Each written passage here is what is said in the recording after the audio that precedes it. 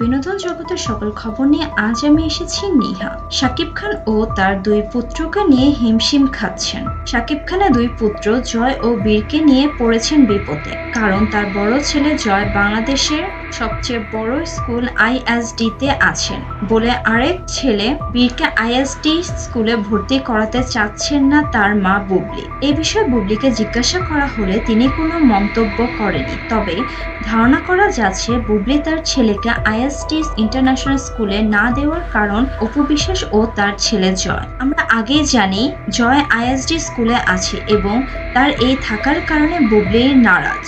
বীরকে এই স্কুলে ভর্তি করাতে শঙ্কে পড়েছেন শাকিব খান, কারণ ছেলেদের ভবিষ্যতে উজ্জ্বলের জন্য তাদের একসঙ্গে বেড়ে ওঠা ও প্রয়োজনে এমন ব্যবস্থা বুবলি ও চাচ্ছেন না বীর ও জয় একই স্কুলে পড়াশোনা করুক। কিন্তু এটা জানা গিয়েছে যে অপু বিশ্বাসের কোনো সমস্যা নেই যদি বীর ওই স্কুলে পড়ে। অপুর কথা হচ্ছে তারা দুজনে তো ভাই, এই সত্যটাকে তো কেউ পরিবর্তন করতে পারবে না। শোনা যাচ্ছে এই বিষয় নিয়ে কথা হবে, তা নিয়ে শাকিব খান বসবে বুবলির সাথে। এরপর জানা যাবে কি করে পাওয়া যাবে এর সমাধান।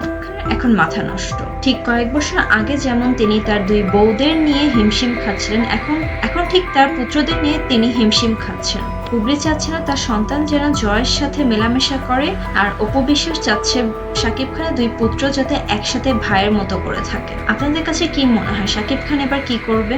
আমার ভিডিওটি ভালো লাগলে আপনারা অবশ্যই সাবস্ক্রাইব করবেন। Thank you.